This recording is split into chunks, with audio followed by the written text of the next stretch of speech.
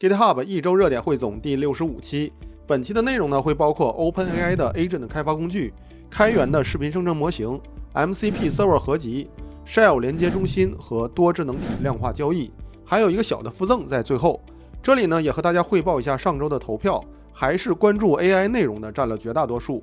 有什么其他的改进建议呢，也欢迎留言来告诉我。那接下来就一起来看具体内容吧，还是别忘了点个赞哦。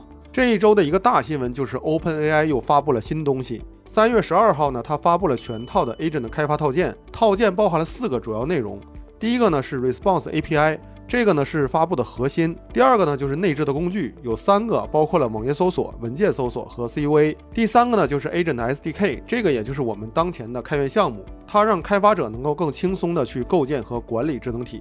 那最后还有一个呢，就是监控工具。你看啊，之前 OpenAI 说要开源，现在开源项目不就来了吗？但是我细品了一下，总感觉这个开源和大家期待的开源好像不太一样。你觉得 OpenAI 的这个开源诚意大不大？可以在弹幕里告诉我。虽然这一次的内容不算多啊，但是我觉得它比 GPT 4.5 的发布要更实在一些。调整后的 Response API 呢，替代了原来的 Chat API 和 Assistant API， 有效的统一了，也简化了使用，并且呢，还支持了工具的调用和多模态更好的处理。总体来说呢，我觉得在应用性上确实还是很不错的。说回开源项目啊，在使用上其实还是很简单的，先建一个虚拟环境，然后通过 pip 去安装一下就可以开始使用了。最简单的情况呢，就是4行代码就可以上手使用 Agent SDK。那这里 SDK 除了支持基本的智能体操作，还支持像智能体的交接功能和工具调用，这些呢在项目当中都有示例代码，上手的难度呢并不算高。还要提一句的是啊，这个多智能体框架呢，它支持所有的符合 OpenAI Chat API 的模型来使用。也就是说啊，你可以使用这个框架去调用 DeepSeek。这样的话是不是觉得有点意思了？但是要注意啊，如果想使用发布时演示的调试功能，那还是必须使用 OpenAI 的 Key， 毕竟是自家的产品嘛。目前来看啊，今年 OpenAI 也是希望在智能体上发力的。但是啊，都说今年 OpenAI 的发展全靠同行的推动，大家都是同行。不知道你觉得这个 SDK 它怎么样呢？可以来投个票打个分。Open Sora 呢是一项致力于高效制作高质量视频的计划。在当初 OpenAI 发布 Sora 的时候啊，由于价格高昂，于是呢便有了 Open Sora 的出现。这一周呢，它发布了自己的 2.0 版本，而且啊非常引人关注的是，这款全新的视频生成模型仅消耗了20万美元，大概224张 GPU。就完成了11B 的商业级别的模型训练。官方给出的数据呢，表现非常不错，在 V-Bench 的测试当中啊，表现优异，和顶级模型的对比也不落下风。根据估算呢，市面上10B 以上的开源视频模型，基本训练都需要100万美元以上的训练成本，而 Open Sora 2.0 呢，将该成本降低了5到10倍，并且呢，这一次的发布包含了模型权重、推理代码以及分布式训练的全过程。这一点来看呢，确实非常有诚意。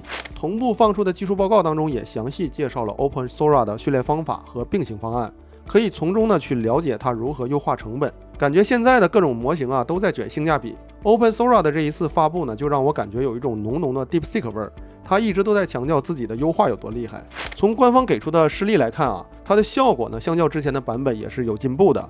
整体表现都很不错，不知道你觉得它效果感觉好不好呢？我个人觉得啊，作为一个11B 的视频模型，在本地运行啊，基本是很困难的，而且就算能跑，生成的速度也是比较堪忧的。同时啊，生成的时长是5秒，分辨率呢也相对偏低。但是在网上我看到这个宣传视频啊，我就突然感觉想用好 AI 视频生成，创意和灵感确实非常非常的重要。那这个项目呢是精选的 MCP Server 合集。MCP 是什么呢？它是 Cloud 提出的一种开放协议，它标准化了应用程序向大模型提供上下文的方法。如果把 AI 比作电脑的话，那 MCP Server 呢就是各种各样的外设设备。MCP 协议呢就像是 USB 协议，让 AI 呢可以去使用这些工具。比如大模型啊，正常没有办法直接去操作数据库，你可以装一个数据库的 MCP Server， 大模型呢就可以通过它来去操作数据库了。一般情况下呢 ，MCP 经常会和 Function Call 来做对比。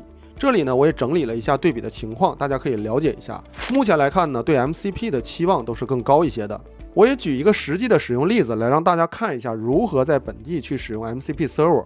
在项目当中呢，我去找一个感兴趣的 MCP Server， 就比如 PostgreSQL 的 MCP Server。跳转过去以后呢，就是具体的这个 MCP 的内容。找到配置项的内容，然后呢，我们把配置在自己的工具里，比如我这里呢用的是 WinSoft， 那就粘贴到相应的配置文件里。如果你是 Cursor 的话，那这里需要一些转换，因为 Cursor 是贴命令的那一种，你可以把命令的内容贴到这里就可以了。配置完成以后呢，在右侧就可以看到 MCP Server 已经加载了。那我们再去执行一下命令，就可以看到现在呢，大模型已经可以去操作数据库里的内容了。现在支持 MCP 的客户端呢，其实也很多，比如像常见的 Cursor 和 WinSoft。像这个项目呢，其实还有一个姊妹篇，这里面呢就列举了支持 MCP 的客户端列表，你可以在里面找到自己想用的。另外啊，其实查询 MCP Server 的网站也很多，比如 Symmetry， 搜索的体验呢其实各不相同，你可以根据自己的喜好来去选择在哪里去找自己的 MCP Server。那你觉得这个项目怎么样呢？也可以投个票啊。XPipe 是一个新型的 Shell 连接中心和远程文件管理器。在开发当中啊，我们经常需要使用到终端工具来管理 Linux 服务器。比较常见的呢，就像 iTerm2、XShell、Tabi 等。XPipe 呢，其实就是这些产品的一个不错的替代选择。XPipe 在设计的思路上啊，我觉得是那种大而全的感觉。它大体上呢可以分成3个功能模块 ：Connection Hub 呢来管理全部的可用连接，文件浏览器呢提供远程文件的访问。终端启动器呢，就是快速的启动对应的终端来开始绘画。XPipe 支持的远程连接类型包括了像 SSH、Docker、Podman、Kubernetes、PowerShell、RDP、VNC 等，是非常全面的。同时呢，它还可以管理脚本和密码，这样就可以更方便的去使用服务器。XPipe 呢还是支持跨平台的，你可以在下载当中啊找到 Windows、Mac、Linux 的安装包。安装起来也很方便，基本都是无脑的下一步就可以了。整体的使用感觉呢是界面挺好看，属于是复合型的终端解决方案，比较适合不喜欢折腾的人。如果你之前喜欢使用 XShell， 那你可以试一试，这个呢应该是你喜欢的类型。不知道你是喜欢哪一种呢？觉得这个项目感觉如何？本项目是一个概念性的验证项目，它希望探索人工智能在决策交易当中的应用。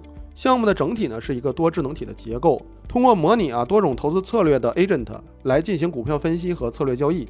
这些 agent 呢都是大名鼎鼎的投资人，比如呢本杰明·格雷厄姆就是价值投资之父，还有呢查理·芒格，他的书我相信很多人都读过，还有像沃伦·巴菲特，我觉得这个都不用多说了，大家基本是如雷贯耳。以下呢是每一个 agent 具体负责的工作，使用的方法呢就是下载源码，然后安装依赖来运行。项目支持很多的大模型这里包括了像 OpenAI Cloud， 而且呢也支持 DeepSeek， 这一点就感觉方便一些。但是项目目前数据使用的是这一家的 API， 这个 API 呢第一是要钱，而且我看了一下里面应该也没有 A 股的数据，所以如果想要针对国内市场来使用的话，那估计需要修改一下数据源部分，重新实现一下。最后呢，项目当中也明确说了，这个项目的目的呢是用于教育，不适用于实际交易和投资。但我这里有一个好奇这些投资大佬的 agent 组成的团队，如果在大 A 市场团灭了，那是不是有点尴尬呢？我觉得这个项目作为一个多智能体和量化投资的组合，无论从哪个方面呢，都是挺值得学习和研究的。不知道你是怎么觉得的？最后呢，还有一个 one more thing， 就是分享一个小网站。上一期呢，我们不是介绍了红警的开源嘛，然后呢，我就刚好看到了红警2的网页版。这个呢其实还挺方便的，打开网页直接就能安装游戏，然后就可以开玩了，速度呢还挺流畅，并且它还支持联机，大家上班的时候呢摸个鱼，或者说稍微怀个旧，我觉得都挺不错的。对，还有一个我这周在翻 GitHub 的时候还看到一个 Data Science 的资料，我就顺便把它下载下来了。如果大家想要的话呢，就可以到评论区里留个言，我私信发给你链接。那好了，以上呢就是本周的全部内容，不知道你喜不喜欢这周的节目呢？那么我们下周再见。